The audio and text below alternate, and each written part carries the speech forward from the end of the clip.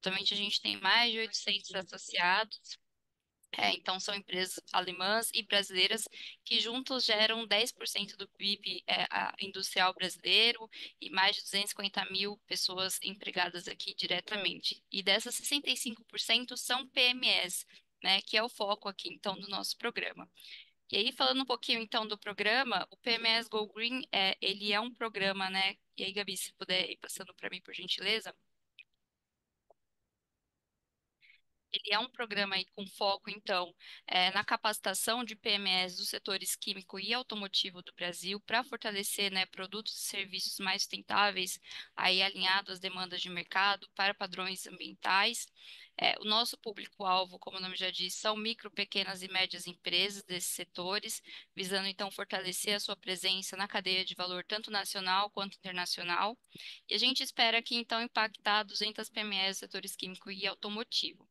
Apesar do foco ser no setor químico e automotivo, a gente, nessas primeiras fases do programa, que eu vou mostrar para vocês, o conteúdo é muito amplo e ele pode ser aplicado, né? Ele pode gerar insights aqui para outros setores. Então, caso a gente tenha aqui no nosso público empresas que não fazem parte necessariamente desses dois setores, não tem problema, vocês podem acompanhar, então, aqui essa série de webinars, e futuramente nossos workshops também.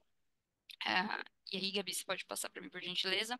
E aí, falando um pouquinho então das fases do projeto, a gente está finalizando aqui agora a fase de diagnóstico. Então, como eu disse, essa é uma segunda fase do projeto. Ano passado, a gente teve a nossa primeira fase focada no setor químico. Esse ano, na segunda fase, ele é mais focado no setor automobilístico, mas a gente ainda deve incluir também o setor químico aqui. Então, finalizando essa fase de diagnóstico, a gente está entrando agora nessa série de webinars de sensibilização. Então, hoje é o primeiro de uma série de 3 webinars. Para quem se inscreveu apenas no webinar de hoje, né, eu convido aí a participar dos nossos 2 próximos webinars que devem acontecer ao longo das 2 próximas semanas. Então, no próximo dia 19, a gente vai ter um para falar sobre casos práticos, que a gente deve trazer aqui, né, alguns convidados também. E no último, que deve acontecer, então, no dia 25, a gente vai falar, então, sobre financiamento e incentivos. Então, acho que é um tema super interessante aqui para as PMEs. A gente deve seguir depois, então, para a fase de capacitação, onde a gente vai ter, então, uma trilha de workshops focados para assuntos e temas específicos. A gente deve trazer ao longo, então, dessa série de webinars também mais detalhes sobre essa fase de capacitação e como fazer a inscrição para participar. Depois, a gente deve fazer uma seleção de alguns projetos e empresas para participar da nossa aceleração. Por fim, a gente tem, ao longo isso de todo o projeto, alguns eventos de matchmaking, conexão entre as PMEs e grandes empresas, potenciais fornecedores e outros elos da cadeia. E, por fim, a gente vai fazer uma consolidação de todos, né, os indicadores ao longo do projeto que foram alcançados e também uma vitrine digital dos projetos acelerados. Pode passar, Gabi. Então, seguindo aqui para a sensibilização, eu passo a palavra para a Gabriela, que faz parte da Fundação Ecomais. A Fundação, ela tem aqui nos ajudado a implementar o projeto. A Gabi vai falar um pouquinho mais sobre isso e também sobre, né, os patrocinadores aqui do projeto. Uhum. Bom, gente, bom dia. Obrigada, Andy, aí pela introdução. Gente, só vou pedir desculpa para vocês que eu tô levemente resfriada, então eu tô um pouquinho rouca, mas enfim, acho que dá para tocar por aqui. Então, acho que só também apresentando um pouco da fundação, né? Como a gente comentou, a gente está apoiando a HK no desenvolvimento de algumas das atividades do nosso programa PMs Go Green. Então, a fundação, né, por definição, nós somos uma OCIP, então seria uma organização da sociedade civil para interesse público.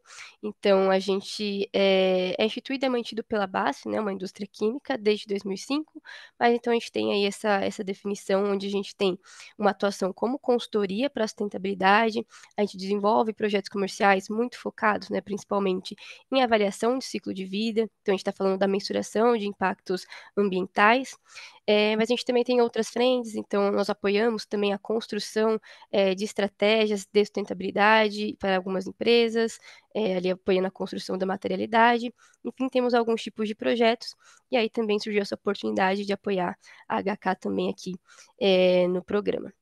Então, a gente tem aqui os apoiadores do programa, no caso, né, é um programa onde a gente tem o incentivo, né, do All Invest Verde. Então, a gente tem por trás, né, um investimento ali da União Europeia, que, que na verdade está possibilitando, né, o desenvolvimento dessas atividades aqui da HK e da Fundação. Então, brevemente aqui uma introdução sobre a fundação, né? Eu aqui fazendo parte do time da fundação sou analista de sustentabilidade aplicada. E aí vou apresentar para vocês aqui esse material sobre ESG e economia verde. Então, o nosso principal objetivo aqui hoje, ainda mais visando, né, um público aí de pequenas e médias empresas, é que a gente consiga compartilhar com vocês um pouco também do nosso conhecimento. Acredito que vocês já devem ter ouvido principalmente sobre ESG. É importante que a gente faça aqui alguns esclarecimentos sobre o tema da sustentabilidade como um todo. E aí o nosso objetivo também é introduzir um pouquinho, né, ali do contexto do setor automotivo, mas visando então esse conhecimento, essa disseminação desses temas que é tão importante quando a gente está discutindo sobre esse tema do ESG, da economia verde, e como isso pode se tornar ali oportunidades para se pensar em novos projetos, principalmente visando ali, né, o impacto positivo e tentando mitigar impactos negativos que podem ter decorrentes das atividades dentro das empresas. Então, esse é o nosso principal objetivo, tá, gente? E aí, a gente tem aqui a agenda do dia, passando aqui rapidinho. Então, qual que é a proposta aqui dessa apresentação, né? Então, a gente só também contextualizando, a gente vai pedir para vocês, podem mandar perguntas no chat, comentários, aí mais para o final, né, a gente vai abrir, como a gente comentou inicialmente, a gente vai abrir para vocês também falarem aqui, mas por enquanto a gente, para aproveitar aqui a agenda, a gente já vai apresentar tudo. Então a gente começa aqui com uma discussão sobre a sustentabilidade de uma maneira mais ampla, então justamente, né, para fazer ali uma diferenciação de alguns temas que são importantes, apresentar para vocês a evolução do tema, né, do conceito ao longo do tempo e como que surge essa agenda ESG. Aí depois a gente vai entrar, então, explicando um pouco mais sobre o que é propriamente essa agenda ESG, como que ela se configura, trazendo um pouco do que é essa questão do greenwashing, que é bem importante quando a gente está falando sobre essas ações. E aí comentar um pouquinho também sobre riscos globais e como que vocês também podem fazer esse acompanhamento, né, de discussões de riscos globais e como isso também pode afetar os negócios.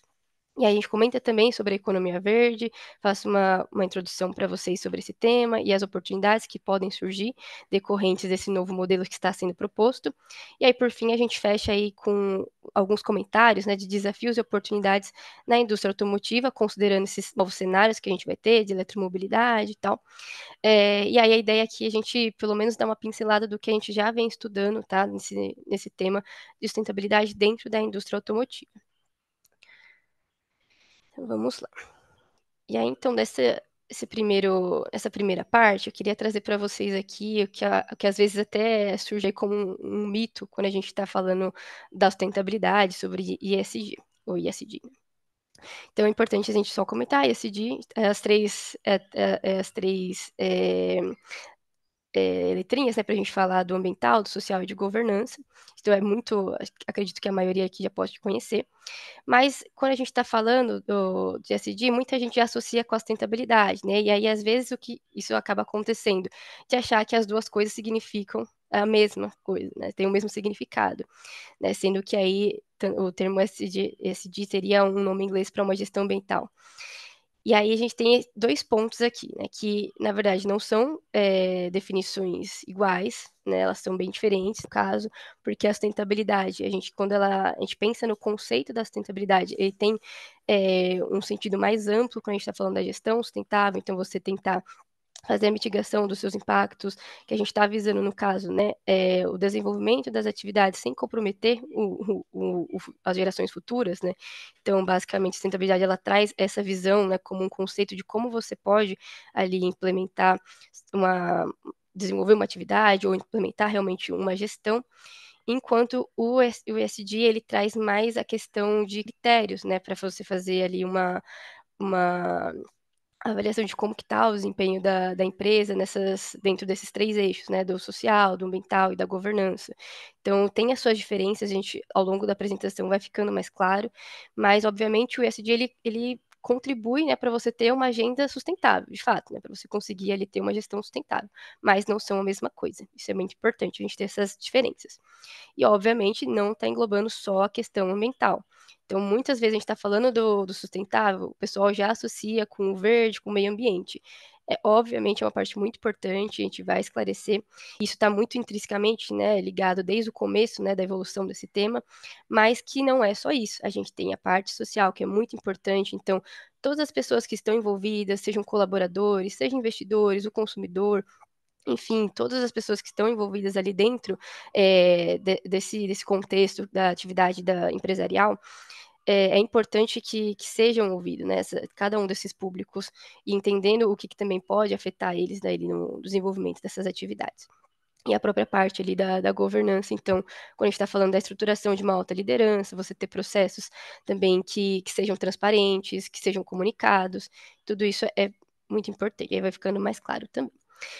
E aí, quando a gente também tem um outro ponto, é que o ESG é só para empresas grandes, né? Então é muito difícil aplicar em pequenas e médias. Eu acredito que a gente vai ter aqui o público das pequenas e médias. Então, acho que um ponto que é interessante comentar, a gente entende que para algumas questões, seja para obter ali uma certificação, um selo, entrar numa plataforma, tem um certo custo, de fato, né? Tem essa questão. Mas se a gente for parar para pensar, né, na implementação dos processos, a gente até entende que, na verdade, para as pequenas e médias poderia ser facilitado uma gestão SD, porque a gente está falando de processos que, às vezes, dentro de uma empresa grande, você tem mais essa dificuldade, né, de você conseguir ali é, você conseguir fazer ali uma gestão, né, dentro, por conta da própria complexidade que às vezes estão postas, né, dentro aí de grandes empresas, enquanto as pequenas e médias elas são mais flexíveis, né, para adoção ali de uma cultura, da implementação, né, da própria cultura ali da empresa. Então, fomentar isso talvez não seja tão difícil assim nas pequenas e médias, até também porque algumas já nascem, né, com um apelo ali mais visando, né, esse ganho socioambiental, assim, por dizer. Então, tem essa questão, e aí ESG é apenas uma estratégia de marketing. Obviamente, isso também é um mito, porque é, a gente vai trazer a questão ali do greenwashing, vamos explicar um pouco mais, mas por mais que a gente tenha essa parte da comunicação, ela é muito importante justamente para trazer a transparência, né? Que a gente precisa dessas ações, a rastreabilidade delas, as evidências. Então, tem essa questão que é por isso que acaba sendo muito envolvida ali, é muito associada com o marketing, e aí tem que tomar os seus cuidados, seus devidos cuidados, né, do que você está falando, o que é sustentável, o que não é. E um outro lado é que, na verdade, o ESG ele surge, né, no contexto de avaliação de risco também. Então, o objetivo, né, dentro do desenvolvimento de uma estratégia, considerando a agenda ESG, é que você consiga que a empresa possa olhar o que tem de impacto externo que pode afetar o próprio negócio, assim como também ela, como empresa, pode afetar a sociedade, né? A economia. Então, na verdade, é uma avaliação de risco que você está fazendo ali dentro dessa análise, desses critérios, e aí você está tentando também tornar isso de uma maneira mais sustentável, né, ao longo do tempo, então sem causar muitos impactos negativos. Então, vai um pouco nessa linha, então por isso é importante já trazer isso logo de início. E aí aqui eu vou trazer então a parte do histórico, ela é bem teórica mesmo, gente, porque por mais que a gente já ouviu falar de algumas agendas, é importante também trazer essa linha do tempo, né, para vocês entenderem como que foi evoluindo a própria sustentabilidade corporativa, o ESG também, tá? Então, a gente vai ter aqui, acho que até antes mesmo da década de 90, a gente pode comentar da primeira conferência de meio ambiente que foi promovida pela ONU, que foi em 1972, né? A chamada Conferência de Estocolmo. Então, ali já iniciaram algumas discussões sobre os impactos das atividades humanas no meio ambiente, e a gente já começa ali nessas discussões de desenvolvimento sustentável, então, como tornar isso de uma forma que não agrida o meio ambiente, isso também não afete, né, as gerações futuras. E aí o tema foi evoluindo, então a gente vai surgindo ali a partir da década de 90 o conceito do Triple Bottom Line, não sei se vocês já ouviram falar, mas é basicamente conhecido também como tripé da sustentabilidade, onde a gente vai ter então essa proposta de, quando a gente falar de sustentabilidade, a gente está falando ali de um equilíbrio entre questões de meio ambiente, questões mais social do planeta e a própria questão econômica ali também do lucro, quando a gente está falando de empresas. Então, seria uma visão mais equitativa desses três pilares, né? E aí, enfim, a gente vai ter mais uma discussão também futura, que esse conceito ele vai evoluindo também dentro aí depois do SG, da sustentabilidade. Mas é importante porque foi ele que foi um dos principais conceitos aí na década de 90. E aí também a gente tem, ainda nos anos 90, a segunda conferência, né, promovida aí pela ONU, que seria conhecida Rio 92, então aconteceu no Rio de Janeiro, em 1992, e um dos principais temas aqui que surgiram foi a discussão da Agenda 21. Então, não sei também se vocês já conheceram essa agenda, mas é quando a gente está falando dos principais desafios do século 21. Então, aqui, por exemplo, já estavam sendo abordadas as questões de mudanças climáticas. E foi muito importante porque a gente está contando aí com a participação de 178 países, né, discutindo sobre esses temas, sobre o desenvolvimento sustentável em si. Então, foi bem interessante para fazer justamente essa disseminação do que seria esse desenvolvimento sustentável, né? Como que a gente vai conseguir atingi-lo. E aí a gente tem ainda nessa década a assinatura do protocolo de Quioto, muito mais voltada ali para a questão das emissões de gases de efeito estufa, o carbono, metano, então, mas isso na verdade ele vai ganhar depois também uma evolução, né, que foi ali mais conhecida depois pelo Acordo de Paris, vou comentar daqui a pouco, mas enfim, surge então primeiro o protocolo de Quioto nesse sentido aí de falar sobre redução de emissões. E aí não teve muita aderência de outros países. Já na década, a gente, na verdade, entrando nos anos 2000, a gente vai ter muitas empresas participando do Pacto Global das Nações Unidas. Então, é uma iniciativa que ela reúne então diversas empresas, né, para colocar dentro de uma plataforma esses comprometimentos que as empresas estão fazendo. Então, é uma forma de que as empresas elas estão demonstrando como que elas estão colocando esses desafios. Então, tem essa questão, né, dessa participação e de fazer ali já um certo alinhamento de estratégia, né? Então, assim, a ONU, a gente vai ter as outras agendas, o ODS, e aí as empresas ali já vão se aderindo, né, essa estratégia para poder depois fazer as definições do próprio negócio, como que isso vai estar alinhado, né, para justamente ela diminuir os impactos que ela pode estar causando ali, que são negativos. Então, vai trazer também, né, a questão de princípios relacionados a direitos humanos, anticorrupção, do meio ambiente.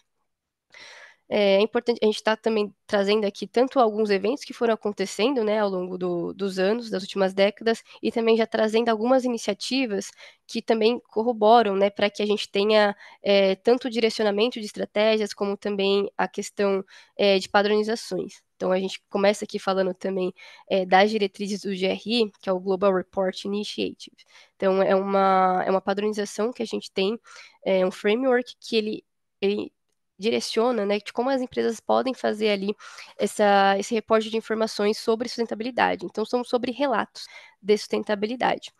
A gente tem aqui essa informação que em 2022, 78% das 250 maiores empresas do mundo estavam seguindo esse padrão. Então, assim, ele é um padrão muito seguido mundialmente, e é interessante também comentar que essa demanda dos relatos, né, dos relatórios de sustentabilidade anuais, elas estão sendo também começando a ser demandadas para as pequenas e médias empresas, então é bem interessante, não sei se alguém aqui já realiza, como que isso já tem certo conhecimento, mas que é uma das principais diretrizes quando a gente está falando da disponibilização dessas informações, dessa comunicação, tá? Então, também facilita uma linguagem global, né? Por isso é tão importante, é tão usado por essas outras empresas. A gente vai ter ainda aí nos anos 2000 um movimento chamado Who Cares Wins, então foi ali uma resposta, né, que foi instigada pelo Banco Mundial junto com a ONU, nesse sentido de realmente fazer ali uma provocação com CEOs de grandes organizações financeiras para saber e esse investimento, né, que é realizado, né, que se movimentação de tanto dinheiro, o que eles estão ali, como eles estão impactando. Então, acho que também trazer essa questão, né, de quanto é importante quando a gente está falando do investimento, né, e como isso direciona muito dos resultados que a gente tem no futuro, né, do tamanho e do crescimento das empresas e como que isso afeta. Então, a gente tem um início aí da popularização do termo também de ESG, porque ele surge justamente nesse contexto aí de do mercado de acionistas, né? Então, já começa a entender, fazer essa provocação do que vocês estão colocando aqui, esse investimento, o que ele vai trazer de risco. Vai ter oportunidade, mas o que também vai ser risco. Então, por isso que a gente já fala aí, essa discussão de ESG, ela já se inicia. A gente vai ter aqui, por último, um padrão aí para o reporte também de informações sobre mudanças climáticas, que é o CDSB. Então, também já vai surgindo, né, já vão se configurando aí grupos de trabalho para poder facilitar, então, essa disseminação de informações sobre riscos financeiros relacionados às mudanças climáticas. Dando continuidade também, já aí no 2010 para frente, né, a gente vai ter, por exemplo, o SASB também, ele é muito importante em relação também a essa padronização de informações contábeis sobre sustentabilidade, e ela traz, então, essa questão mais de risco financeiro, e aí ela complementa muito bem também o GRI que a gente estava comentando agora há pouco. Tá, então são iniciativas, padronizações que são seguidas, né, pelas essas grandes corporações, então é importante se inteirar. O SASB ele é bem interessante porque ele também traz uma visão sobre o que são temas prioritários para cada setor, inclusive a gente também tem para o setor automotivo. E aí vão ter essas outras agendas que são atualizadas, a agenda dos ODS, né, dos 17 objetivos. Então a gente vai ter aqui, né, essa tentativa, né, da ONU colocar aqui do que seria essencial, do que é uma necessidade básica mundial, né? Então a gente vai ter pontos sobre fome, sobre o desenvolvimento de cidades, a preservação de recursos. Então, os 17 objetivos, né, os ODS, vão trazer essa questão do que é preciso, né, para a gente ter um desenvolvimento sustentável. E aí a gente depois a gente comenta um pouquinho mais sobre esse detalhamento, né? Acho que vou deixar um pouco mais para frente para a gente falar, porque eles não têm só 17 objetivos, a gente tem ali depois um cascateamento de cada um deles, que é bem importante ter esse conhecimento também para pensar depois como que isso vai estar associado, tá? Dentro aí dos direcionamentos da empresa. Bem interessante também essa iniciativa que surgiu aí do TCFD, então também é um grupo de trabalho, né, focado muito pensando nessa disponibilização de informações voltadas aí para mudanças climáticas, então trazendo ali tanto o direcionamento também como que as empresas podem fazer o reporte desse tipo de informação, né, e fazendo compartilhamento dessas informações, é bem legal também, tem vários relatórios e dá para fazer o acompanhamento. E aí, por último, o Acordo de Paris, né, em 2015, a gente está substituindo, né, o acordo ali o Protocolo de Kyoto. Ele traz, então, toda aquela questão, né, da gente tentar atingir ali chegar ao máximo, né, que a gente poderia de aumentar a temperatura global até 1,5 graus Celsius, até depois 2. A gente já sabe que ano passado a gente já passou desse 1,5 graus Celsius, né, da temperatura global, a gente já passou desse limite por conta aí das emissões, né? Então, a gente está num cenário que a gente tem que discutir muito a questão da adaptação climática. E aí os países também, né, acho que é importante comentar que dentro do Acordo de Paris, então, a gente tem os países que assinaram um acordo, e eles teriam que então reportar, né, suas contribuições nacionalmente determinadas, chamadas NDCs. E aí você tem ali essa revisão dos países agora depois da última COP, para poder entender, né, o quanto que aquele país está emitindo, quanto que ele pode emitir, e aí isso também impacta depois no mercado de carbono e também nas metas, nos compromissos que as empresas assumem. Então, por isso é importante quando a gente está falando dessa agenda. Opa, passou. E aí, a gente iniciando aqui os anos 2020, né, essa década, a gente já inicia com a pandemia, né, do Covid de 2019, trazendo toda uma contextualização de novos riscos que podem acontecer, né, acho que foi impactante para todo mundo, e aí quando a gente está falando é uma gestão de crise, né, a gente viu ali no próprio setor ali da saúde, né, o quanto estava sendo impactado, e a disponibilização de materiais, álcool em gel, enfim, outros recursos que a gente precisaria ter para a gente poder lidar com essa pandemia, isso entra numa gestão de risco. Então, assim, acho que isso, como um evento, né, que por previsões, né, a gente entende não a pandemia em si, mas que outras pandemias podem acontecer, né, não só do Covid, outros tipos podem acontecer por conta aí de desmatamento, a gente então tem essa necessidade de como que a gente vai se prevenir quando esses contextos vierem a acontecer, né? Como fazer esse tipo de gestão, como que a empresa vai ser impactada. Então, isso tudo é muito importante ser considerado, né? A gente viu que é difícil, de fato, assim, teve muitas mudanças, então precisa ter uma resiliência, né? A gente tem também nos últimos anos a própria União Europeia, então, já fazendo a divulgação aí de novas publicações, de novas regulações. Então, teve essa daqui, né, SFDR, com um conjunto de regras aqui que eles estavam visando, né, ali a sustentabilidade dentro de fundos, então, para fazer essa comparação aí do que seria melhor, né, para os investidores finais. Mas também é bem interessante a gente comentar, né, que foi criado em 2021 o TNFD, assim como o T, TCFD, ao invés de mudanças climáticas que a gente está falando aqui, aliás, né, de informações mais relacionadas a emissões de carbono e tal, aqui a gente está falando mais sobre biodiversidade, então é um grupo de trabalho que ele vai também tentar fazer essa disponibilização de informações, também tentar ajudar, né, como é que as empresas vão padronizar esses tipos de informação dos impactos que existem ali para a biodiversidade, como mensurar isso, né? Que é essa parte mais difícil. A gente tem dentro das discussões de mudanças climáticas a parte do carbono, ela já está de uma certa forma bem desenvolvida no sentido que as empresas conseguem falar ali a mesma língua, né? Porque a gente está falando de emissões ali de carbono equivalente, né? Dos gases de efeito estufa. Então consegue ter uma tangibilização do que seria isso. Agora, para a biodiversidade, às vezes não é tão claro.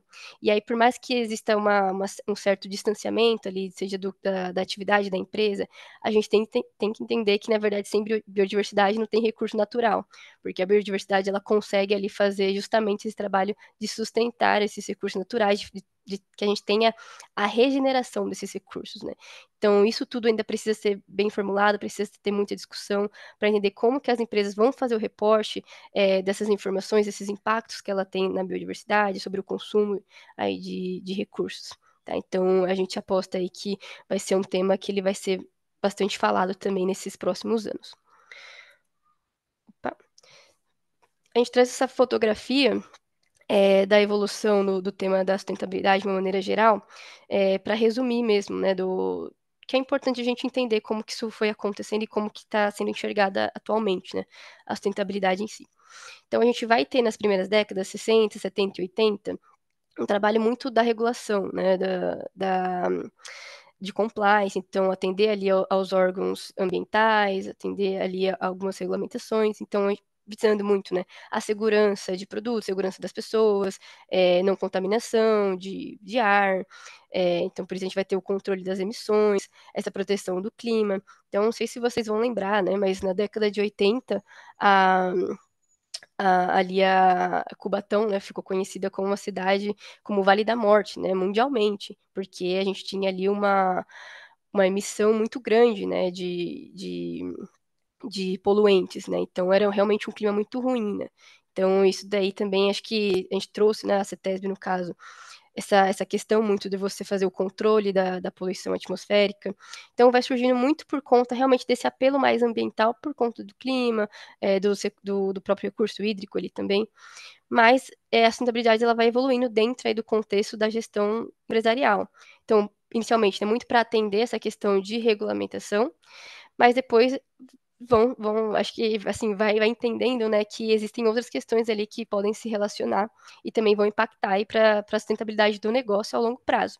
Né? Então, vai além, né, do meio ambiente. Então, a gente está falando da questão também de custos, de materiais, para o desenvolvimento aí das atividades. Então, na década de 90, perdão, na década de 90, começo ali dos anos 2000, surge então os temas de responsabilidade socioambiental, e aí começa a entrar também numa questão do impacto mais social que ele tem ali diretamente da comunidade em que a empresa está atuando, então como que ela está estruturando isso. Algumas ações vão surgindo um pouco mais voltado ali à filantropia, mas depois isso também vai tendo uma outra evolução, uma outra contextualização, né, de como que você gera esse valor, né, não necessariamente precisa ser essa ação filantrópica. E aí a gente tem do último contexto, assim, a partir de 2010, essa criação de valor. E aí o que seria essa criação de valor? Porque você vai entendendo ali dentro dos seus processos, da empresa, que na verdade quando você faz a integração, né, do seu portfólio, então trazendo mais questões sobre eficiência e melhoria dentro de um processo, e que você começa a reduzir recurso, o consumo de recurso, né, digo. E aí você troca ali um material mais sustentável por outro. Então você vai começando colocando essa diferenciação dentro do seu produto, dentro do seu serviço. Né? Então, quando você vai colocando essas questões, é, esses ganhos, esses savings que você pode ter, isso vai gerando esse valor também e acaba até tendo uma segmentação de mercado, né? A gente vê que em alguns mercados, alguns setores, a gente tem essa segmentação, se você tem poder de compra, né, do consumidor, ele pode escolher por esse produto que é mais sustentável, porque tem esse apelo, seja ambiental, seja uma causa social. Então, se você vai criando essa diferenciação, se criando valor também com essas práticas. Aí, para a gente encerrar essa discussão aqui sobre essa evolução da sustentabilidade, né, como esse tema foi acontecendo, e aí a relação com o ESG, a gente trouxe esse resumo aqui também sobre assim, modelos de economia de uma forma bem mais. Economistas não me matem se tiver algo por aqui, mas é só para a gente fazer essa contextualização com a sustentabilidade, né, dessa evolução. Então, a gente pensa aqui no modelo clássico, que na verdade é uma evolução, mas que ainda a gente vê que empresas adotam também esse tipo de modelo, né? Então, também é um modelo de gestão, seria aqui também. Que a gente pode observar, né?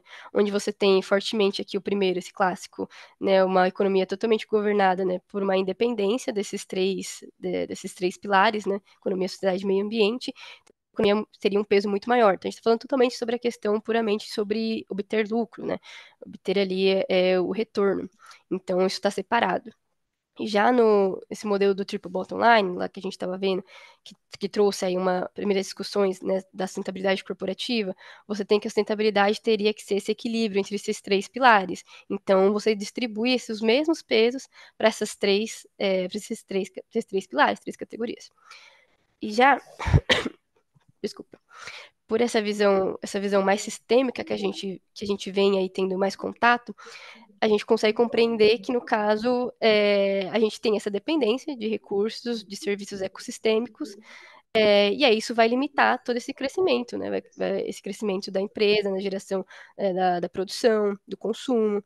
Então, a gente vai ter, né, que além, né, do meio ambiente, também vai ter a própria sociedade. Então, se você não tem uma sociedade saudável, né, no sentido de que você consegue ter as pessoas consumindo, você, né, no sentido é, que não tem, né, essa extrema pobreza, enfim, você consegue ter, né, ali a sociedade também participando e se desenvolvendo, também vai ser um fator limitante, né, para essa economia. Então, no caso aqui, essa visão sistêmica, ela vai compreendendo, né, que a questão econômica, obviamente, é muito importante, mas que ela também é limitada por todas essas outras questões socioambientais, né? Então, por isso que a gente está aqui hoje falando de como que a gente pode trabalhar para entender qual que é esse impacto, como reduzi-lo, e aí como gerar valor justamente, né? Para que realmente, pensando aí a longo prazo, que a própria iniciativa ali do negócio possa ser sustentável, né? Ao longo prazo, não só questão de meio ambiente. Certo. Aí, começando a falar um pouco mais da agenda SD para vocês. É, a gente vai também só propor aqui alguns caminhos, né, que podem ser interessantes, mas basicamente, né, para você ter uma agenda ESG, é preciso que você se estruture, né, no sentido de qual que vão ser esses direcionamentos, o que que a empresa vai seguir. Então, precisa descrever meta, precisa descrever os objetivos e as ações para alcançar justamente esses dois últimos, né? Então, que a empresa, como que ela vai fazer para ela conseguir alcançar esses resultados positivos nesses pilares ambiental, social e a própria governança. Então, é, tem algumas diretrizes, né? A gente tem ali alguns institutos também que apoiam essa estruturação dessa agenda ESG. E a gente tem alguns pontos também que a gente vai apresentar aqui que é bem importante, tá? Nessa construção. Então, a gente sabe, né, que dentro aí desses resultados, né, que a gente pode ter também desse desenvolvimento dessa agenda, são questões relacionadas, né, a você aumentar a credibilidade, a reputação da sua empresa, então trazer uma confiança, né, então você apresentar, atender critérios dentro da agenda ESG, é você também conseguir falar, ó, estou aqui, estou acompanhando esses riscos, estou fazendo esse outro tipo de ação, minha meta está alinhada aqui com metas nacionais, é por isso aqui que a empresa está trabalhando, é esse tipo de contribuição que ela está dando para a sociedade, né? E aí, obviamente, fazendo isso de uma forma bem robusta, né? Então, trazendo ali embasamento para isso, para que não seja só uma comunicação dúbia ali que pode ser encaixada como um greenwashing, né? Então, a gente traz aqui o conceito da materialidade, né? Então, a própria fundação também trabalha e apoiando a construção da materialidade de empresas. Por que é tão importante, né? A gente está falando de você fazer a priorização de temas que são importantes dentro do contexto que você está como empresa. Então, a gente tem ali uma etapa, né, dentro dessa construção da materialidade, que é ouvir os stakeholders, então entender o que é importante para cada um desses públicos, e aí a partir disso você faz uma elencação, né, dos temas que foram apontados, que seriam prioritários para cada um desses grupos.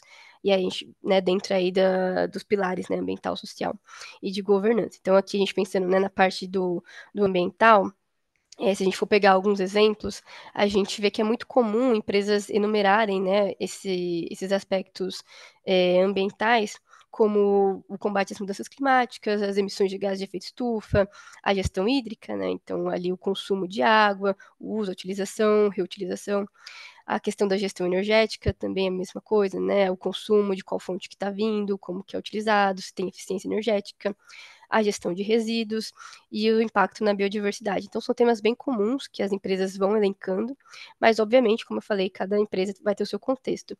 E aí isso acaba sendo muito puxado também por conta aí de todos os cenários que a gente tem, né, os cenários globais.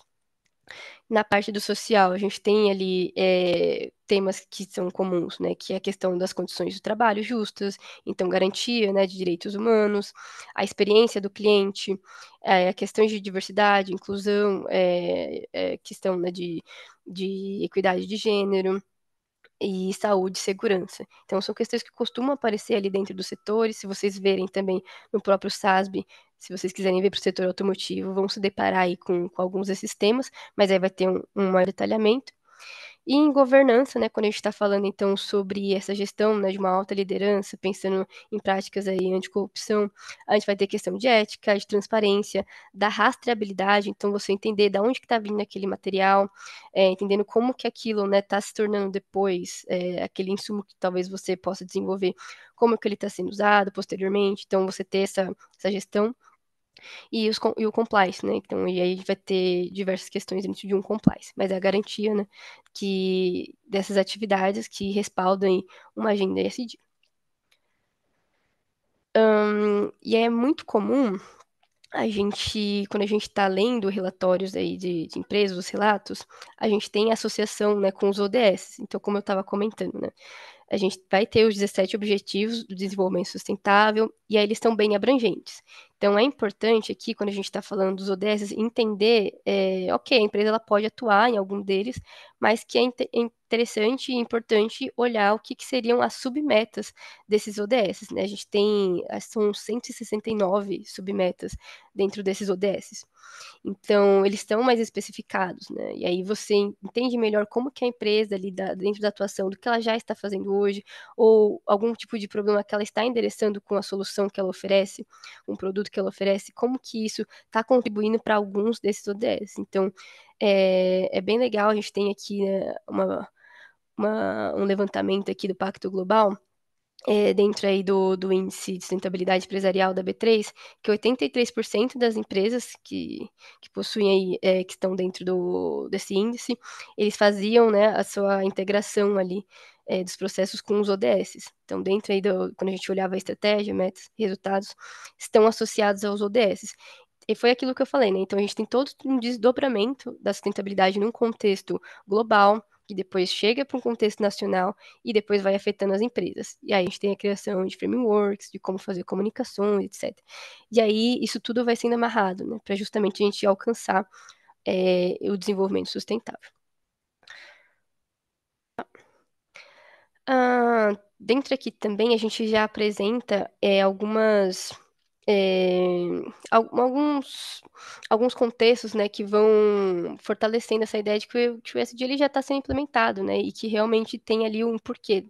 Então, aqui do lado esquerdo, a gente tem algumas pesquisas com consumidores que demonstram, né, essa preocupação das pessoas. Então, nós somos consumidores, né, de que a gente espera que as empresas tenham um impacto menor no meio ambiente e que elas estabeleçam ali metas para tornar o mundo melhor. Então, para ter algum tipo de atuação, isso o consumidor já espera, né? Então, é, é algo ali que é demandado do mercado, do consumidor em si. Né? Então, a gente tem aqui uma outra pesquisa também, mais globalmente, né? Falando aí na questão de 85% dos entrevistados, né, indicando também mudanças de comportamento nos últimos anos para obter ali provavelmente, né, produtos mais sustentáveis. Então, se você tem, como novamente, né, se você tem ali uma sociedade que ela tem poder de compra, ela consegue fazer então essa escolha, né, por produtos mais sustentáveis, justamente por um apelo ali para a causa ambiental e social. Né? A gente sabe que alguns contextos realmente isso não possibilita, a gente tem que a questão do custo, né, acaba sendo também muito importante e decisiva, muitas vezes, mas que em outros lugares isso já é possível você ter essa segmentação e possível realmente que o consumidor ele já escolha aí esse produto com esse apelo. Né? Então, acho que aqui também a gente trouxe outros contextos aqui, né? Que é os critérios do ESG se tornando mais relevantes nas análises de risco. Então, como eu falei, ele já surge, né, nesse contexto justamente de mercado de acionistas. Então, essa questão do risco para o investidor é muito importante. E aí, como que isso é reportado, né, como que isso é evidenciado é também interessante, importante ali para você obter, né? E também aí na União Europeia, então a gente já tem essas regulamentações que estão avançando, né? E justamente tem um exemplo aí de um regulamento para essa divulgação de finanças sustentáveis. Né? Então, um conjunto de políticas públicas mais ambiciosos ligados à temática. A gente vai depois demonstrar que isso é importante, né? Quem pensa em exportação, se atende a ter algum tipo de relacionamento comercial com a União Europeia. É importante. A gente trouxe aqui mais um exemplo também, né, que aí a gente tem essa comprovação, né, do ESG já sendo uma realidade, que quando a gente está falando com o consumidor, né, faz uma pergunta de qual empresa que vem na cabeça quando você pensa em práticas sustentáveis, na questão aí do meio ambiente, social, as pessoas associam muito com a Natura, né, a primeira empresa que vem na cabeça das pessoas, aqui pelo menos no Brasil, é muito comum que isso aconteça, né, desse impacto positivo. Então, assim, isso realmente isso já está com o consumidor também, né? Obviamente tem muitas coisas ainda que devem ser esclarecidas, mas que qualquer tipo de informação, divulgação que aconteça por parte de uma empresa, principalmente, né, empresa B2C, isso é um ponto sensível quando você vai comunicar, que você precisa trazer, esclarecer o que está sendo realizado. Então, até porque também tem toda essa questão reputacional, né? Que hoje em dia as redes sociais, então você tem ali já o próprio consumidor podendo também atingir ali, né? Influenciar pessoas, e isso é bem preocupante em termos de reputação, né? E aí a gente até trouxe aqui também algumas falas, né? De que tá pequenininho aqui, deixa eu ver se consigo aumentar, acho que não vou conseguir aumentar agora.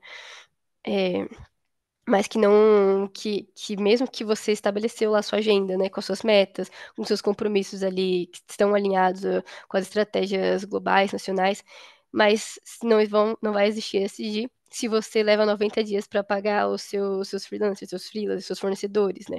Então, porque a gente está falando aí, talvez, provavelmente, de micro, pequenas empresas, então você também não apoia, né, o desenvolvimento da sua cadeia.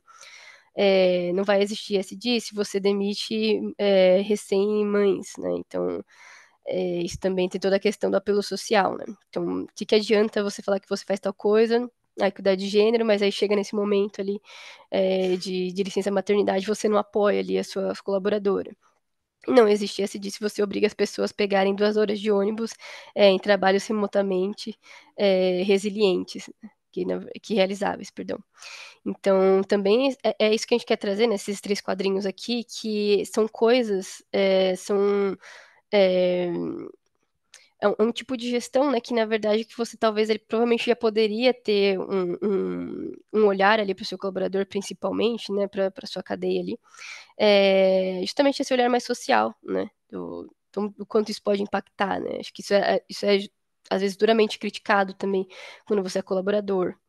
Então é importante ter essa flexibilidade de pensar também, né? Não é só você estabelecer coisas de metas grandes e tudo mais, mas também olhar para dentro, né? E ver como que culturalmente isso é realizado. Acho que esse é o principal ponto.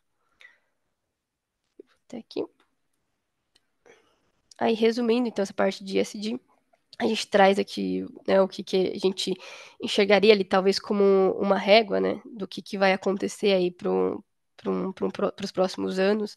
Então, o que vai ser demandado, né? Porque hoje as grandes empresas, a gente já sabe que isso é uma realidade para elas, que elas já conseguem implementar, já fazem os seus relatos, já tem uma estratégia bem desenvolvida, e isso daí vai ser depois desenrolado, né? Vai chegar aí nas pequenas e médias empresas como talvez uma cobrança, né? Por essa transparência, como compartilhar essas informações. Então, como tem essa questão da rastreabilidade, como que essas informações vão chegar para essas grandes empresas.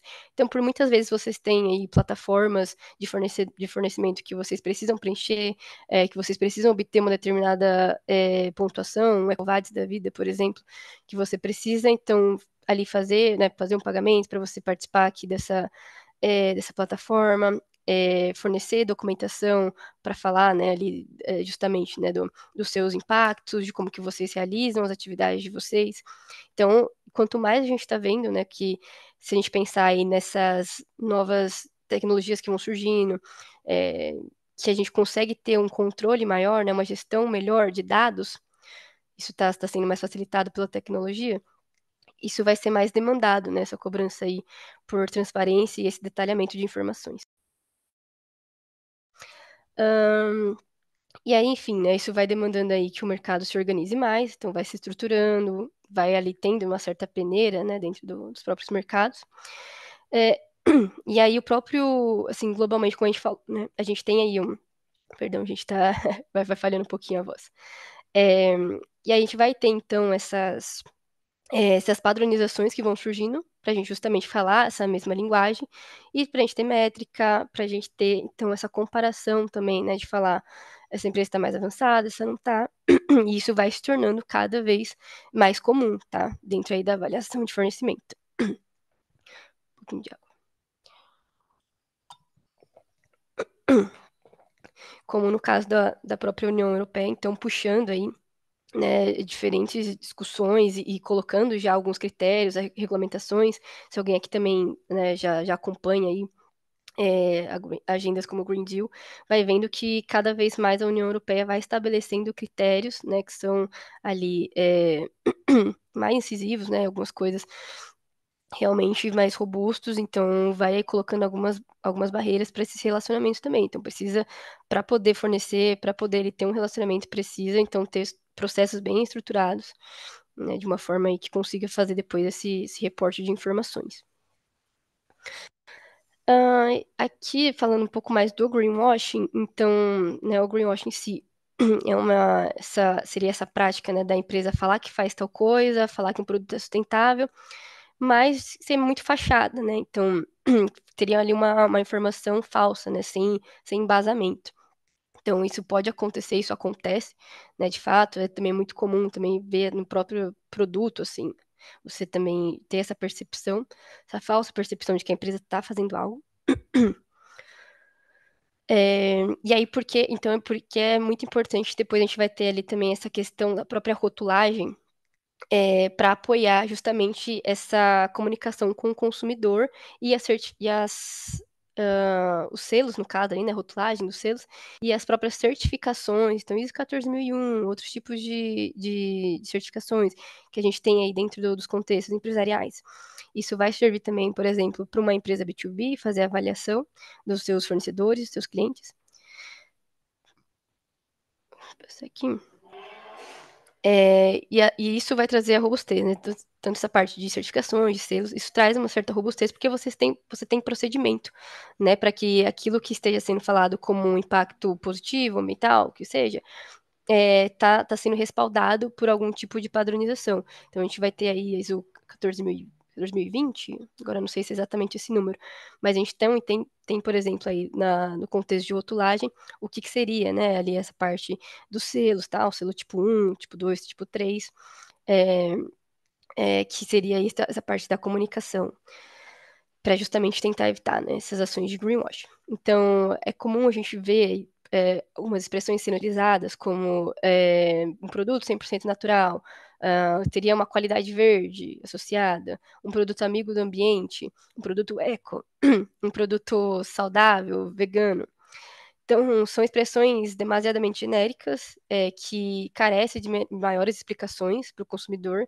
Então, é muito importante que, justamente, ou utilize algum tipo de respaldo, algum embasamento. A gente vai falar também do próprio ACV, né, avaliação de ciclo de vida, que você consegue, aí sim você consegue comparar, né? Você tem ferramentas, instrumentos onde você consegue comparar aquilo que você está falando que é mais sustentável que a outra. Então, assim, é preciso que tenha esse tipo de comparação, né? Até porque quando a gente está falando da sustentabilidade, o que é sustentável, né? Tipo, o que é o sustentável ali? Por que você está falando que esse produto é e que ganho é esse?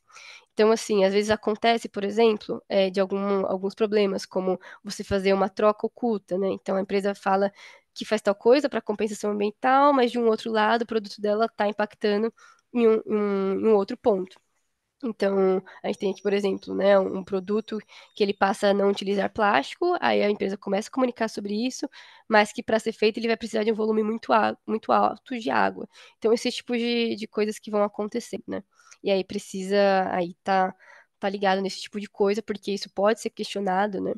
Então, a gente vai ter aqui o IDEC, o Instituto Brasileiro de Defesa do Consumidor, que ele traz aí uma orientação para o próprio consumidor entender, né, com o que ele pode ali talvez ali fazer uma investigação para ele entender se um produto está cometendo greenwashing. Então são coisas que realmente o consumidor também já vai se preparando, né, para entender também. Acho que isso é muito questionado, né? E, enfim, como eu comentei também, até vai parar em redes sociais. Então, é bem importante estar atento a essas comunicações que são feitas, trazer o que está sendo realizado, trazer essa transparência com o consumidor, tá? E aí a gente traz aqui também um relatório da Global Risk Report, né, que ele é publicado aí anualmente, em colaboração com o Fórum Econômico Mundial, e ele vai reunir a opinião de mais de 1.200 líderes de empresas, de governos e de academias, para justamente debater aí quais são esses riscos globais aí para os próximos 10 anos aí no caso. Né? Então, tentar identificar o que seriam esses principais riscos graves em escala global. Esse aqui que a gente trouxe foi de 2022, e aí a gente tinha uma elencação, então, dos temas, né, desses riscos. A gente vê, então, aqui, né, dentro aí de uma ordem, né, a falha na ação climática, como eu falei para vocês, em 2024 a gente já viu que a gente não vai conseguir limitar aí o aumento da temperatura até 1,5, então a gente já tem essa falha na ação climática. Climas extremos. Os climas extremos têm muito impacto. A gente está vivendo aqui, não sei quantos de vocês estão na região sudeste, mas talvez em outras regiões também já sentem isso, né? Dos eventos climáticos como as ondas de calor, ou então, né, uma falta de chuva. Isso tudo a longo prazo, né? Vai aí trazendo sérios problemas, tanto para a saúde humana, também quanto ali para a própria deteriorização, né, de infraestruturas, a perda da biodiversidade. Então, a perda da biodiversidade, como eu falei, vai impactar justamente ali essa questão da disponibilização de recursos naturais, recursos hídricos, enfim. É, a erosão ali da coesão social, então essas discussões que às vezes que existem, né, dentro aí de alguns grupos, que isso também impacta ali a própria estrutura social, e aí você também pode ter uma série, né, de desencadeamento ali de questões, crises de subsistência, doenças infecciosas, dano ambiental humano, crise de recursos naturais, como eu falei, crises de dívidas e confrontos geoeconômicos. Então, assim, tem essa elencação, e a gente percebe que isso não tem como a gente fugir, a gente está falando de temas socioambientais, né? Então, todos eles estão fortemente aí relacionados, tá? Então, quando a gente está falando talvez ali de um consumo, né, de um recurso que a sua empresa precisa para desenvolver ali os processos dela. Pode estar ali muito associado, né, a perda da biodiversidade, por exemplo, né, e aí se você, como a gente estava comentando, né, naquele modelinho sistêmico, se você não tem uma sociedade saudável, se você não tem pessoas saudáveis, você vai tendo mais dificuldade ainda, né, o que você vai fazer ali depois, talvez, para as pessoas conseguirem, então, ter ali um modo de vida, né, que elas consigam viver minimamente, né, com condições justas. Então, tem muitas questões que elas vão se relacionando, por isso é tão importante considerar isso na estratégia de negócio. Bom, a gente vai chegando aqui em economia verde. A economia verde, ela foi um conceito aí proposto nos últimos anos pelo PNUMA, né, o Programa das Nações Unidas para o Meio Ambiente. Então, que seria essa proposta de uma economia de baixo carbono, uma economia regenerativa, né? Pensando aí nessa conciliação, né, do desenvolvimento econômico com a conservação ambiental, com a justiça social e com a equidade. Então, pensando muito, por isso que ela tem esse nome de verde, né? Pensando nessa economia mais sustentável, redução de impactos ambientais. E aí a gente vai ter, então, algumas áreas-chaves, né, dentro dessa economia verde que são essenciais para que ela realmente aconteça, possa ser implementada, que é a agricultura sustentável. Então, a gente sabe que o Brasil é muito forte na questão da agricultura, do agro. Então, pensar em possibilidades de como tornar isso mais sustentável. A questão da energia renovável, então, da disponibilização aí dessa energia, dessas fontes. A gestão dos resíduos, então, como ali, pensando na economia circular, a conservação da biodiversidade, a mobilidade urbana. Então, a gente, né, precisamos nos locomover e qual maneira fazer isso de uma maneira com um impacto reduzido, que tenha menos emissões de carbono, e a construção sustentável, né, que a gente sabe também que tem bastante impacto aí, né, principalmente questão de resíduos da construção, é, de extração de recursos. Então, são aí áreas bem importantes dentro dessa economia que precisa ter, então, essas modificações dentro dos seus setores, né? E aí a economia verde, então, vai promover, né, bastante, o que é a proposta, né, que tem, então, essas inovações tecnológicas, né, a melhoria e eficiência ali do uso de recursos naturais, adoção de práticas de produção e consumo mais sustentáveis, redução da poluição. Então, tudo isso é esperado que aconteça para a gente continuar, basicamente, existindo, podendo desenvolver aí, ter esse desenvolvimento econômico das sociedades, né? Essa é a verdade. Então, como fazer isso? E a economia verde vem com essa proposta, né? A gente tem aí dentro dessa esquematização, basicamente, como algumas abordagens, ferramentas que ela propõe, né? Dentro aí é, desse conceito. Então, a gente, basicamente, nessa economia verde, ela está fundamentada em teorias da economia ambiental, economia ecológica, então, fortemente ligada aí à questão ecossistêmica e disponibilização de recursos, é, pautada em conceitos, né? Então, produção mais limpa, economia circular, sistema produto-serviço, e abordagens como os recursos renováveis, eficiência de recursos, uma simbiose industrial, aluguel de produtos. A gente já vê que algumas coisas aqui elas já vão acontecendo, né? A gente tem aí até no setor automotivo algumas coisas que vão acontecendo aí para você não precisar produzir mais produtos, por exemplo. Coisas que vão mudando e vão impactando, né, ali o que essa oferta de produtos e serviços. E as ferramentas, como eu estava comentando, a gente vai ter aqui análise de custo-benefício, análise de fluxo de materiais e avaliação do ciclo de vida, que é justamente apoiando aí a mensuração, né, de impactos ambientais, econômicos, para poder apoiar essas avaliações, né. Então, pensamos que, né, a economia verde, então, ela vai trazer muito um contexto de oportunidades. A gente tem uma pesquisa que foi desenvolvida pelo WRI, e pela New Climate Economy, então, né, instituições aí de pesquisa bem renomadas, que elas trazem essa visão da nova economia para o Brasil, né, uma economia para uma nova era. Então, pensando que todos esses cenários que já estão postos, né, uma necessidade de mudança que é necessária, quanto isso não vai impactar, né, nas sociedades, né, em geração aí, seja de ganhos econômicos, seja os ganhos ambientais, os sociais, né? Então, eu vou passar daqui a pouco um resuminho do que eles consideram aí como possíveis resultados, né, dessa transição, mas aqui eu só queria colocar aqui que dentro desse relatório que eles apresentaram, dessa pesquisa, o quanto é importante, né, você ter ali, né, uma parte de uma infraestrutura de qualidade, das inovações, né, nas indústrias e a agricultura sustentável. Então, como que isso vai ajudar justamente a implementação dessa nova economia? Então, a gente sabe aí dos contextos das indústrias aqui no Brasil, mas que é bem importante, né? Então, tem bastante impacto, né? Economicamente e tudo mais. Então, aqui do estudo que eles fizeram, né? Eles colocaram esses resultados aqui esperados, nessa expectativa.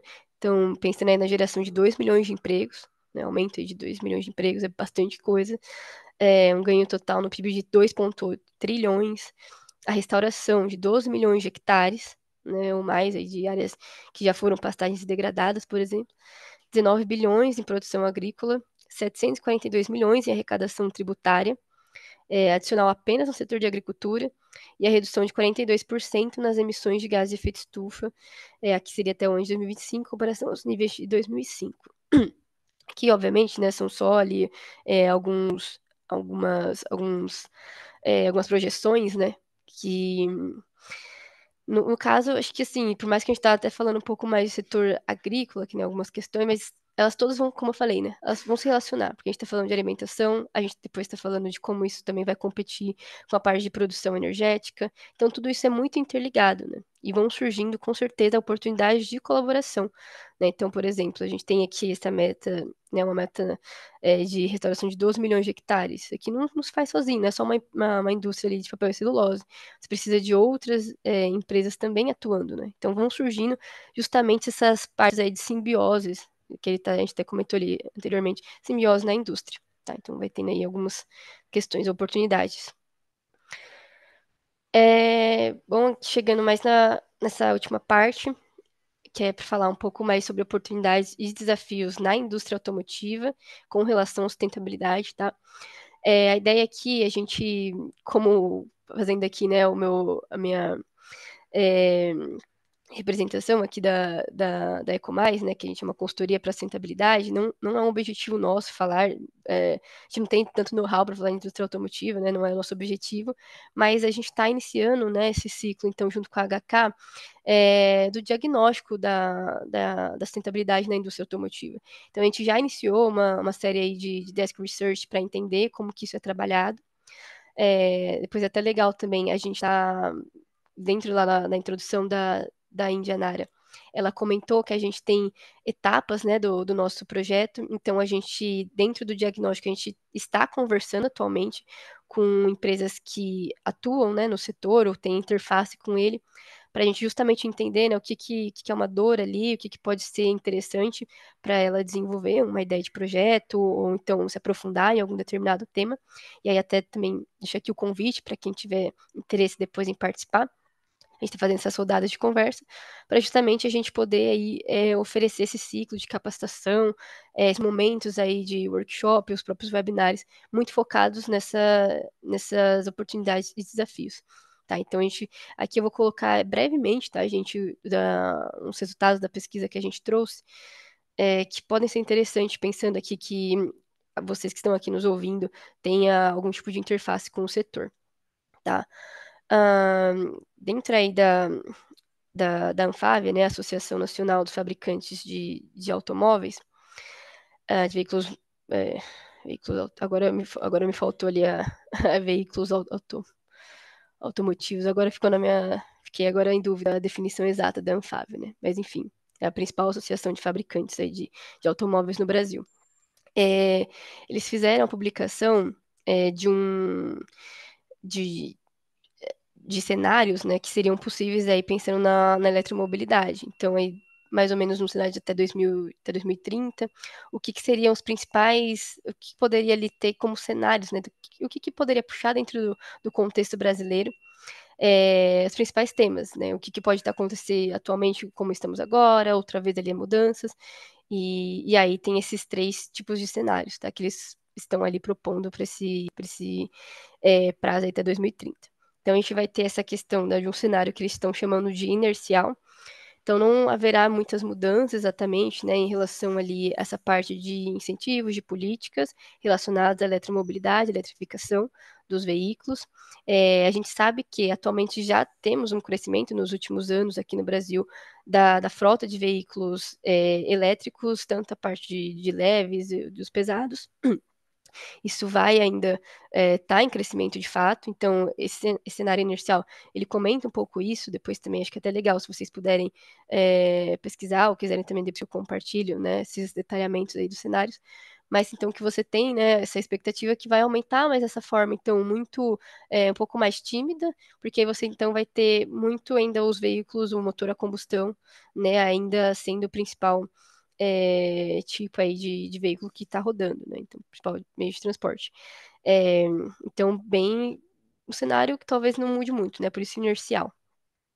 Já um outro cenário seria o de convergência global, onde então a gente teria ali uma certa aceleração, né, por conta de incentivos, para justamente aumentar ali esse aumento aí da frota de veículos eletrificados.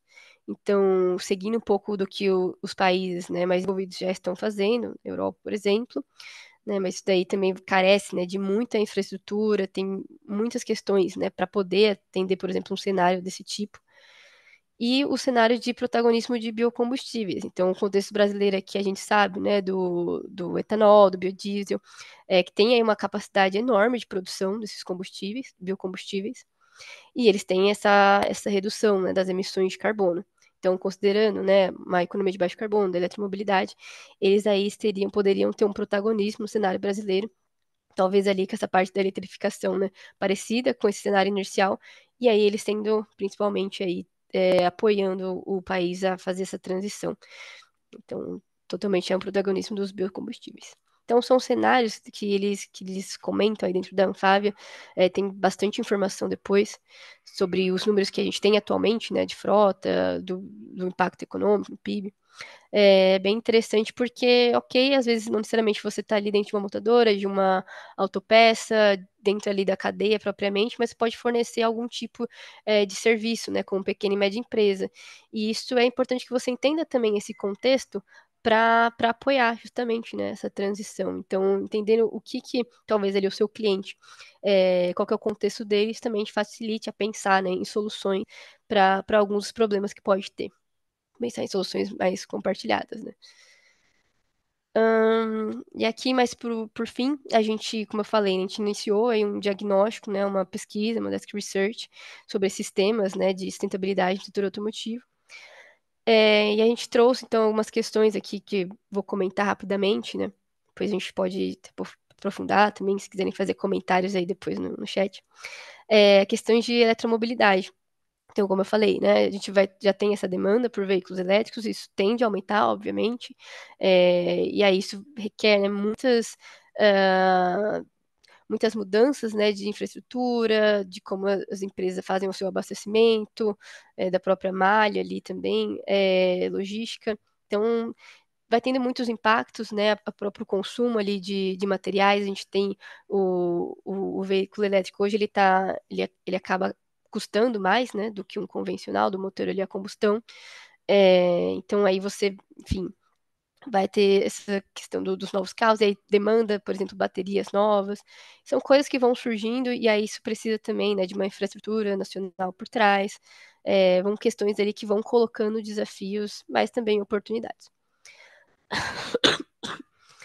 E, e junto, né, alinhado aí esses novos veículos, provavelmente aí novos materiais sendo utilizados, temos toda a questão do ciclo de vida de um veículo, né? A gente pode pensar aqui no carro, a gente vai ter o consumo ali de recursos, geração de pegada de carbono, desde a extração ali de um recurso para você fazer, por exemplo, um pneu, até a sua destinação final. E aí, assim, a gente tem, por exemplo, algumas iniciativas, no próprio caso do pneu, a Recicla NIP, que ela já está bem estabelecida, assim, pelo que eu pude compreender, né, das associações de montadoras já fazendo parte ali, né, dos vendedores aí de pneus, já fazendo esse retorno, então, para você poder ter ali um reaproveitamento desse resíduo, mas vão surgindo vários outros resíduos. Então, a gente entende também que o veículo elétrico ele vai reduzindo a quantidade de materiais que é utilizado em relação ao de combustão já é menor, né? Então você vai tendo alguns ganhos, mas também tem outras questões, né, que precisam ser pensadas, como essa questão aí depois, talvez de componentes também eletrônicos, né? É importante também pensar sobre isso. E aí não é só a substituição, né? Não é só a substituição do veículo para o veículo elétrico que vai trazer então a, a sustentabilidade em si, né? A economia de baixo carbono.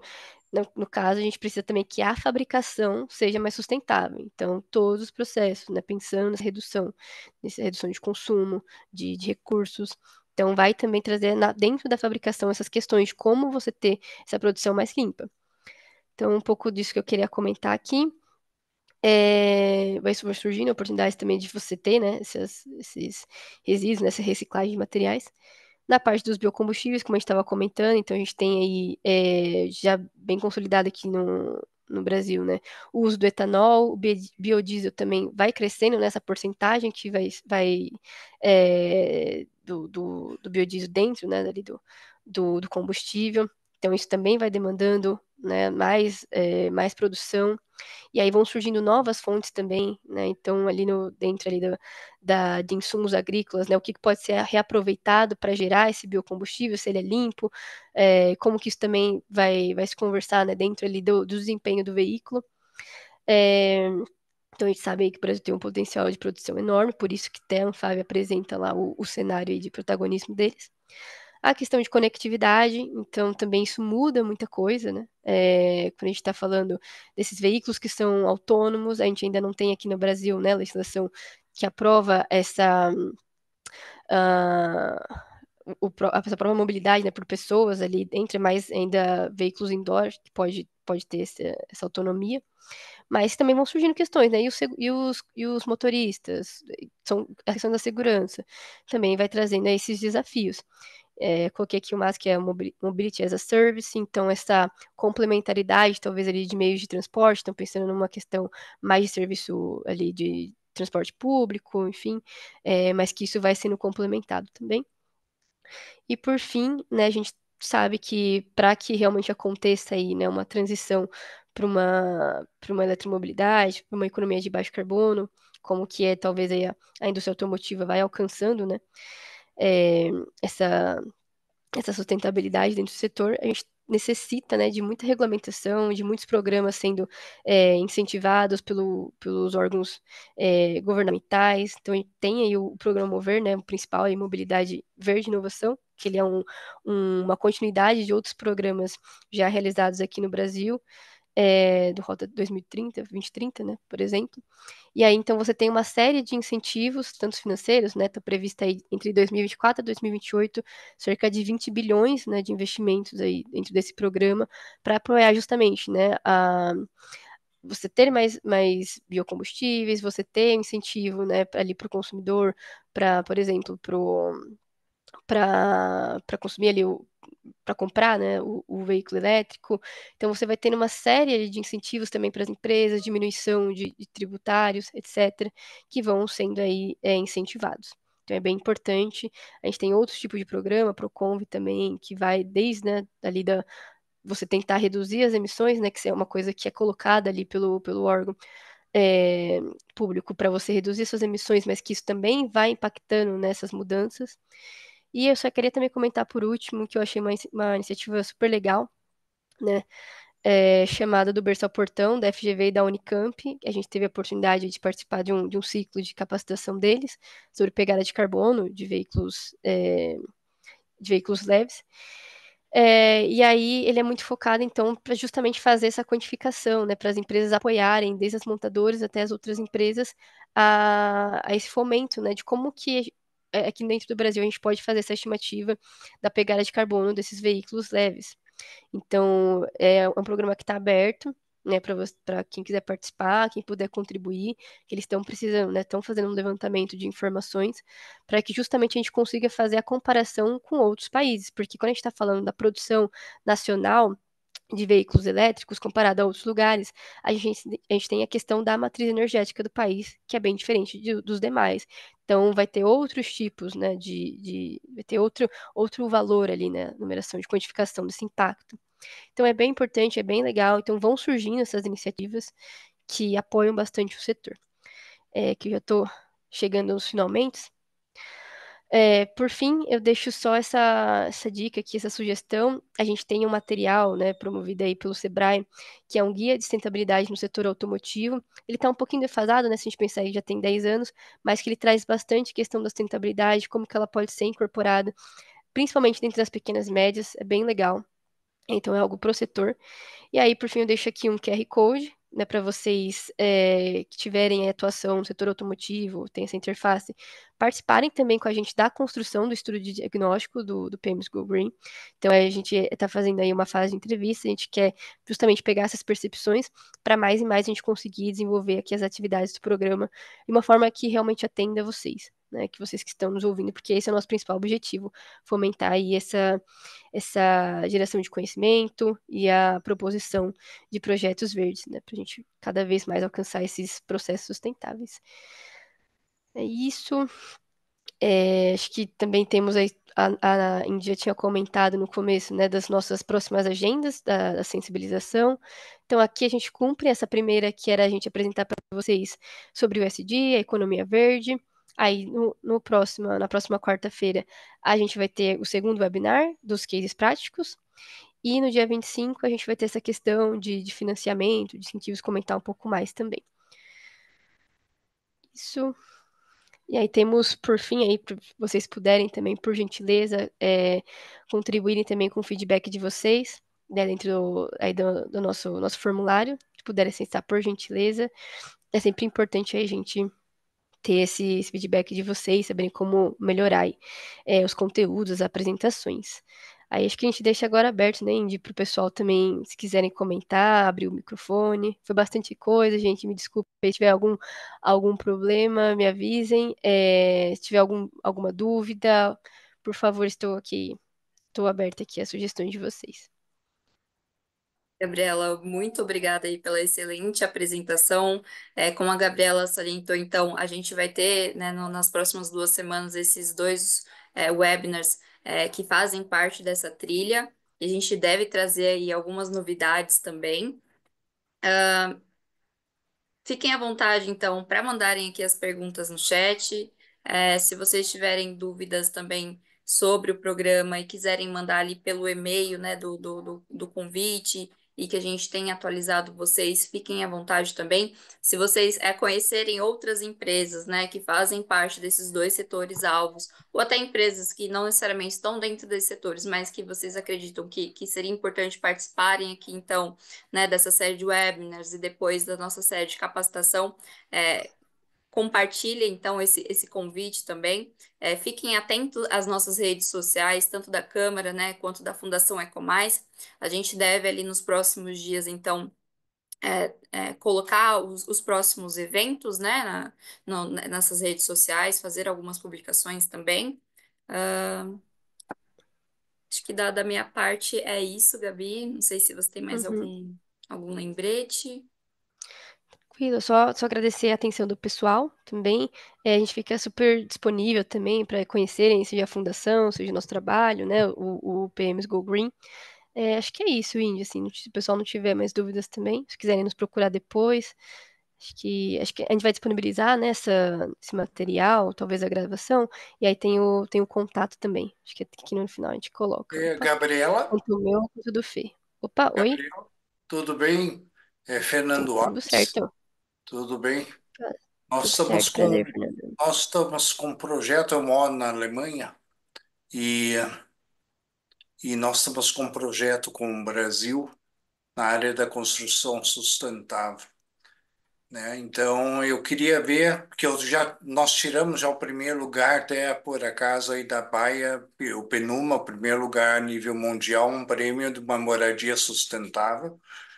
É um prêmio em 2010 que recebemos aí em São Paulo e queremos retomar, estamos nesse caminho novamente com um novo protótipo, onde a casa custará R$ 1.000 o metro quadrado e pronta, né? Ela reusa os materiais da construção civil, então ela vem aí, vamos ver se a gente consegue parceiros como a Bayer, a Rotif do Brasil e, né, e outras grandes, né, a Siemens. E eu estou aproximando também algumas empresas aqui da Alemanha e até universidades para que a gente realmente, como você mesmo colocou e colocou muito bem, tudo isso, é, de a gente criar, vamos dizer, uma moradia, principalmente para as pessoas que não tenham é, poder aquisitivo, né? Apesar que uma casa boa que eu gostaria de morar, não é uma coisa assim, ah, isso é coisa para pobre, não, é uma casa boa, né, de tijolinho à vista feito e a produção do tijolo não é queimado, né? Então é um sistema Lego de construção, não vai massa e bem dentro daquela questão da economia circular que você colocou, que vamos dizer, se você quebrar a casa inteira, você pode fazer uma nova com os próprios tijolos, né? Você não tem lixo para o meio ambiente, né? Então, e lógico, não precisa quebrar uma casa boa, a gente tem pro resto da vida, né? Então, Uhum, eu queria depois até trocar para ver a possibilidade de a gente criar dentro da fundação uma cooperativa, né? Para nessa linha que nós já temos muitos estudantes a nível nacional e aqui na Alemanha, e até professores com interesse daqui também de levar esse projeto até para a África, né? Então a gente tem muita frente aí, né? Então a gente aproximar o governo de Baden-Württemberg, que já teve muita parceria com o estado do Paraná, da onde eu venho, e fui professor também lá no sul, né? Então agora eu estou por aqui, uhum, né? Então eu anotei o seu e-mail aqui, Gabriela, mas só para você já estar ao par. uhum, E até devia a possibilidade, né? Também talvez não seja o foco de vocês agora, né? Mas a construção civil também dá muito emprego no Brasil, né? Então, e joga muito dinheiro fora, jogando lixo uhum, fora, né? A gente pode utilizar esse material, não somente da construção civil, a gente pode utilizar das marmorarias, né? Que eu já fiz duas casas com pó de mármore, tijolos feitos de pó de mármore, que né, o preço é 20, 30 centavos o tijolo, um tijolo que você não precisa pintar, dá até pena de pintar, ou se você quiser pintar, você já joga, coloca o corante da própria massa. Então, né, são coisas assim que a gente desenvolveu e está desenvolvendo aí com os outros institutos aqui da Europa, da Alemanha principalmente. uhum, Mas agradeço aí a sua palestra de vocês, obrigado pela oportunidade. Vou estar nos próximos momentos com vocês para ver aonde que a gente pode. Eu vou estar no Brasil em abril e durante 10 dias em Brasília e vamos ver se até lá a gente consegue talvez fazer uma parceria, pelo menos agora, não muito no papel, apesar que o nosso projeto está tudo no papel, mas para ver onde que a gente pode criar essa simbiose, né? uhum. Com certeza, Fernando. Perfeito. Obrigada. Obrigada também por comentar. Tô super à disposição aí pra gente ver essas oportunidades. Bem interessante o que você falou. Só ia comentar também que no caso do foco aí do PMS Go Green, tá no químico automotivo, mas acredito que até dentro do próprio químico, né? Aí se encaixe também essa parte da construção, né? A gente entende Tá também se certo. o programa PMS Green conseguiria apoiar também para trazer a ideia aí para dentro do programa, né? E ser Ah, que compartilhado e ver ótimo. essas oportunidades também. Mas que ótimo, maravilha. Aí a gente É, pode, não, que ótimo, pode ir obrigado. conversando, sim. Então, eu acredito que é uma oportunidade, né? Que às vezes a gente vê no Brasil as famílias querendo pagar a casa durante 30 anos, Sim, né? não, É sensacional. porque que você precisa pagar 10 mil reais por metro quadrado, uma pessoa com ganho de 1.000 reais, 2 por mês, não tem como pagar. Exato. Minha casa, minha vida está custando em torno de quase 3 mil reais o metro quadrado, né? Então, A gente tem que ver. E o mais interessante é que a nossa casa não precisa de saneamento, né? Então, vamos dizer, o saneamento acontece dentro da própria casa. É uma Ó, tecnologia alemã, né? Então, a gente pode assentar ela onde for. A única coisa que a gente precisa é de luz e água, lógico. Isso ainda nós não... Ou melhor, a energia solar nós temos sobrando, né? Então, isso tem na casa, mas a água ainda Sim. não. É, a água de chuva, por causa disso que a gente tem que proteger o meio ambiente, né? E tem o Uhum, telhado verde também na casa, né? Então, uhum, ah, também tem essa oportunidade de tirar o calor das grandes cidades, né? Então, não sei se tem uma pessoa com poder aquisitivo, acredito, com certeza ela vai querer, né? Ou uma escola, né? Imagina, uma escola ter um telhado verde, ter tijolos, ter um sim, laboratório para mostrar para as crianças, para os adolescentes, que é possível. com certeza. Direciona um problema social super grande É, aqui no contexto brasileiro, né? Muito é, bom. mas que bom, a Baia está no caminho sempre. E a Baia construiu um prédio, né? Hum. Na avenida, do lado quase da sede de vocês, em São Paulo, lá. Ah, é verdade. Prédio Verde, Sim, sim, é sim. o Prédio Verde lá, que até me convidaram na época para apresentar também algumas propostas. Mas excelente, obrigado aí pela oportunidade e uma boa semana para vocês. Te agradeço, Fernando, para você também. Obrigada, Fernando. Bom, então agradecer aí o tempo e a participação de todos vocês. Como eu disse, a gente deve disponibilizar a apresentação também para vocês. Enfim, agradecendo mais uma vez, eu vou encerrando aqui então a nossa reunião. Nos vemos no próximo encontro na semana que vem. Obrigada, pessoal. Obrigada, Indy. Até mais. Até mais, tchau, tchau. Mas, tchau, tchau. Mais, obrigada.